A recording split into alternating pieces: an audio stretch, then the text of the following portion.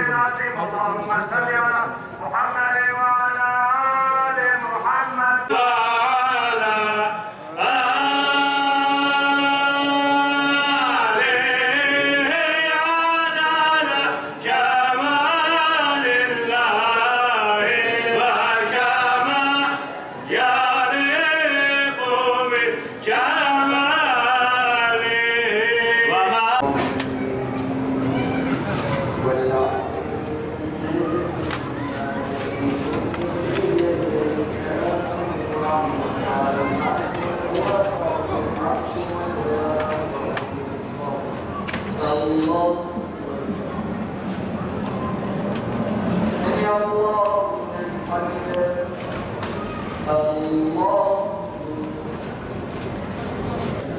Bir Allah dostunu anmak, hatırlamak, unutmadığımızı ortaya koymak veya daha önemlisi belki unutturmamak adına burada olmak. Allah hepinizden razı olsun. Şimdi biz büyüklerimizi, Allah dostlarını, başta peygamberlere olmak üzere nasıl anarız, nasıl anlatırız, nasıl unutturmamak için çaba gösteririz.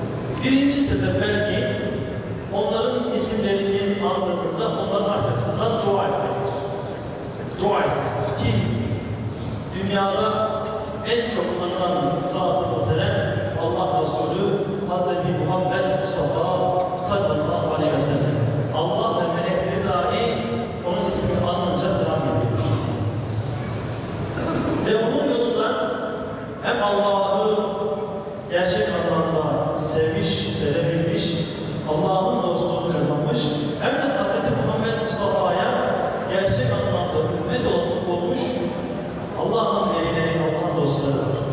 İşte bu gecede bir tanesini anıyoruz.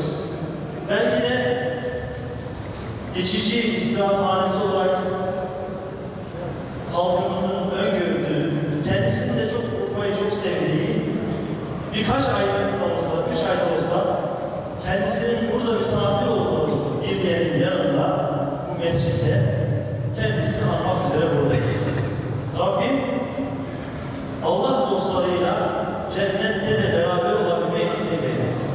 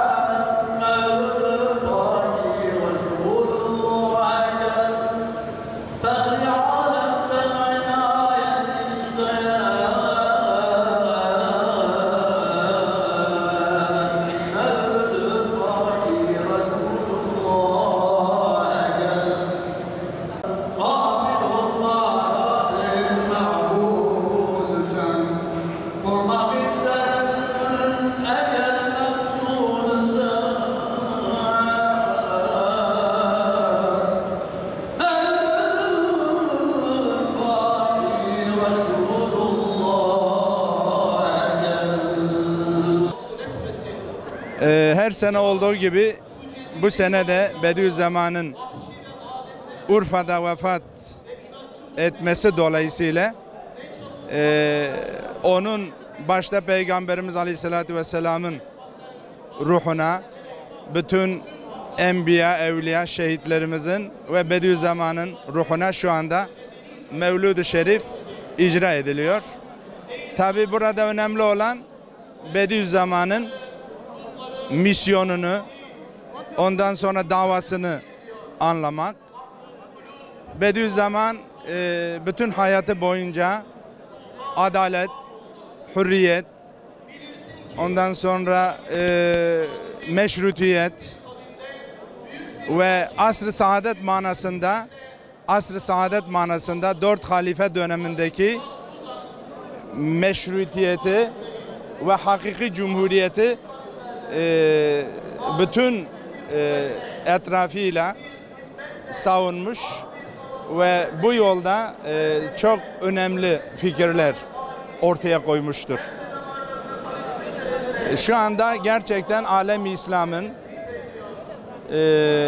bu manada Bediüzzaman'ın fikirlerine ihtiyaç vardır.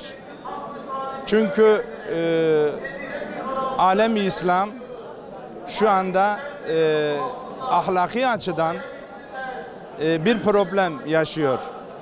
Geçen yine sosyal medyada ifade edildiği gibi Kur'an-ı Kerim'in ilkelerine göre yaşayan ülkeler arasında maalesef Müslüman ülkeler 40. sırada yer alıyor.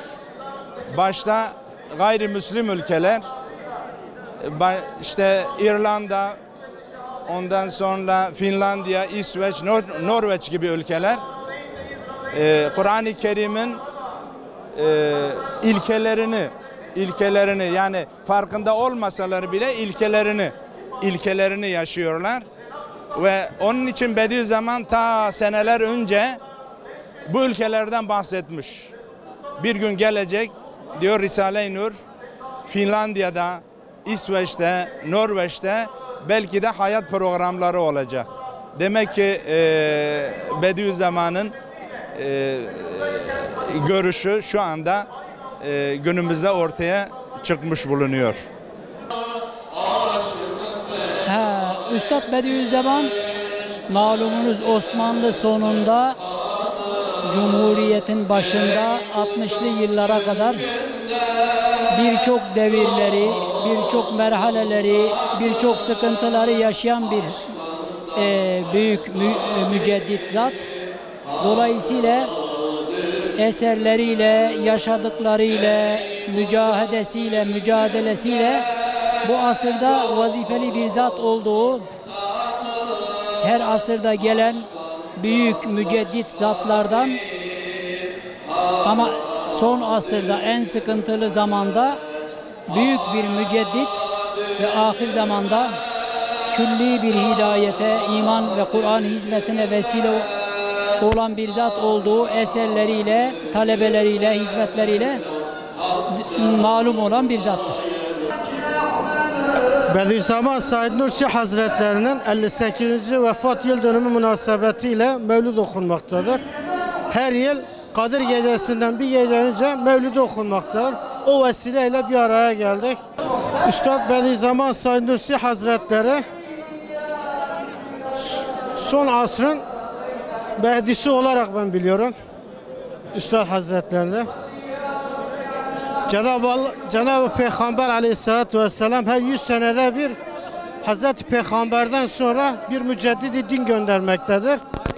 Bu asrın da müceddidi de Bediüzzaman Said Nursi Hazretleri'dir. O şekilde biliyorum ve o şekilde telakki ediyorum.